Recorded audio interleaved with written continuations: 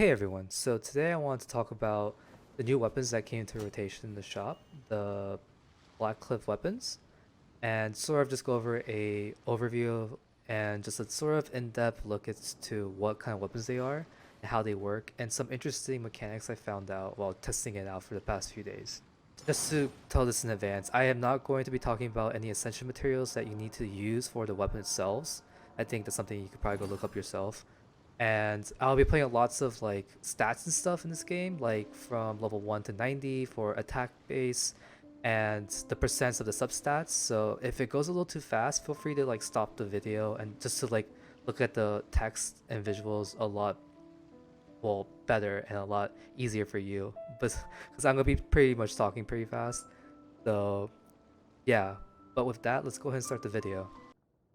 Okay, so with the weapon stats, I'm going to categorize them in two different ways. One that starts with 8% crit damage and the others that start with 12% crit damage.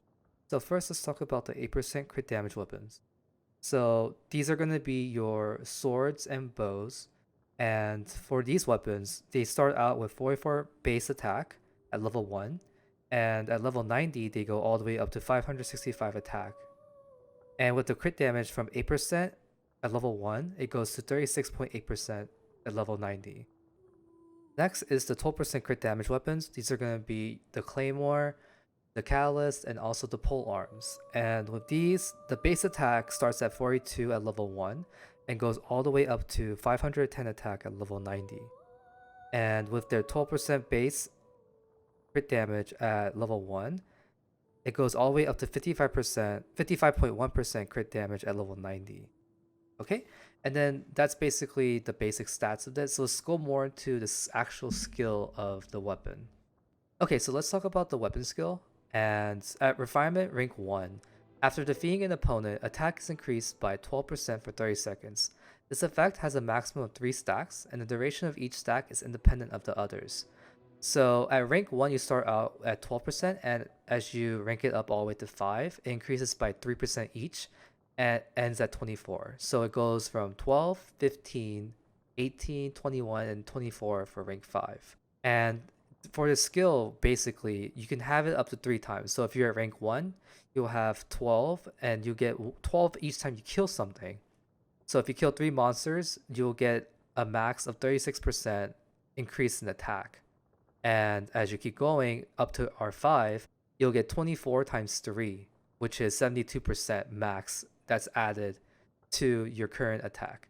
But with this percent, the way it's calculated is basically similar to artifacts. The percent is calculated or scaled based on your actual base attack from your character and the weapon combined. So with this 761, for my Zhongli, it's the weapon 510 plus his actual like base attack without no multipliers, no flat sum artifacts, or anything like that. So this is the number that's getting scaled from the actual weapon. Keep that in mind because I feel like that's a very important thing to like know about this skill. But with that, that's basically all of the weapon skill like basic things. So let's go and talk about more of like the mechanics of the weapon. Okay, so let's talk about the mechanics of the actual skill. So one of the main, I have 3 different things I want to talk about. One is the stack independence. 2 is basically when you kill enemies on the field when they're not technically your attack, like Albedo's attack, which is what I'm going to be talking about. And then 3, when your character puts out something on the field, like for mine would be Zhongli's pillar, and see if a kill when you're not on the field with the spear counts as a kill for that character. So first, let's talk about the stacks, the independent stacks. So this is a pretty easy one. I thought if you have 3 stacks, what's going to happen when you kill something else? Does it replace the first stack? Does it just not do anything? So I took the liberty of testing that out. So I killed 3 things at once, and then I waited. I waited a few seconds or so, probably like 10 or 15 seconds. Then I killed something else, and then I had a stopwatch from the first initial meteor kill, and I counted down 30 seconds from that. And when the 30 seconds was reached, I checked into my stats and I saw that basically the first stack got replaced for the fourth kill, and I still kept one stack. So that proved that if you kill something after the initial 3 kills, it replaces the oldest stack. So that's a good thing to know. Okay, second, let's talk about using an attack that's not yours as a killing move and seeing if that counts as your kill. So my example is that I used Albedo's Isotoma and basically killed one of the enemies with Zhongli and while Albedo was on the back line. And this had actually very interesting results. When I killed something directly with Zhongli, not with his actual physical attack or his normal attack, but the Isotoma killed it when Zhongli triggered it. That counted as a kill. But when someone else dies from that same attack, but I don't hit them directly, and I go back to my stats, it doesn't show that I killed it because there's no stack or attack increase from it. And for the last one, it's when you kill an enemy that's your own attack. So for Zhongli, it would be his pillar, but you're using a different character. So in this instance, I use Zhongli's elemental skill where he just has his pillars up, and then at the last moment, I switched to a Albedo or a different character to see if it would still count for Zhongli. And sort of to my surprise, it didn't count. He definitely got killed by the pillar and the pulses, but he wasn't on the field, so I guess the game didn't recognize it as him killing it. I don't know if this is a bug or if this is like actual mechanic, but this is just what I found out from it. Okay, and let's go into the pros and cons. So first, let's go into the pros. I think the spear itself is very good for crowd control, mostly because if you're fighting a lot of weak enemies, you're gonna be killing at least one or two pretty easily and pretty quick, and then you'll automatically getting these stacks. And as you get more stacks, the easier these things will die. And the more things you kill, the stacks will still remain with you. Second, it has a crit damage substat. I'd say that's one of the best substats you can get from a weapon. That and like crit rate, and then elemental bonus, which isn't really a thing. But be wary because like the 12% crit rates go all the way to 55, but the 8% only go all the way to 36. So I don't want to like say they're all good substats because of crit damage. I would say mostly the 12% are. So I just want to make that clear just so I don't confuse anyone and make people mad.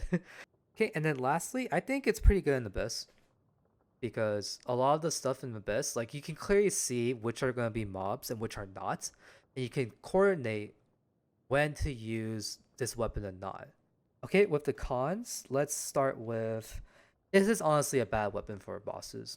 Like if you're going on a one-on-one fight with something, you're not going to be using this weapon to its full capacity and taking advantage of it. And while it does have a good crit damage substat, if you can't take advantage of a weapon in that situation, you should just use a different weapon that has a better skill that's more advantageous for that situation. Second, it's really bad. It's not bad, but if you're fighting Fatui, usually Fatui are also in smaller groups, so you're not gonna really take advantage of it in those situations. I mean, you can because there'll probably be at least 2 or 3 of them, but that's about it. And then same thing with the first one, boss floors in Abyss. I don't recommend that because while it does have crit damage, it's gonna be a long fight, and you're not gonna be able to take advantage of it. I would rather just bring a weapon that has more advantages than this one. And then lastly, it's not gonna make anyone a main DPS. Just if you're trying to make them from like having no DPS, maybe a support, maybe something like that. But if you're trying to make like Chi-Chi a DPS just by having this weapon, that's honestly that's not how it works. I mean, you probably could, but it's just gonna be making it a little bit easier. That's all I would say. Okay, and with that, that's basically my video on these weapons. So overall, if you want to get it, I would say go for it. If you want a good 4-star weapon, I would say it's good. Be wary though of the sword and the bow because the crit damage is pretty low on it compared to the other 3. Just be aware and make a decision from that as well. And I personally think this will be a great weapon for Shao. if you're thinking about that for the pole arm, which I did. Yeah, but with that, that's it. And I hope this video was informative to you. If you have any comments, critiques about my video, feel free to put it on the comments below. And yeah, so with that, thanks for watching again, and I'll see you guys next time.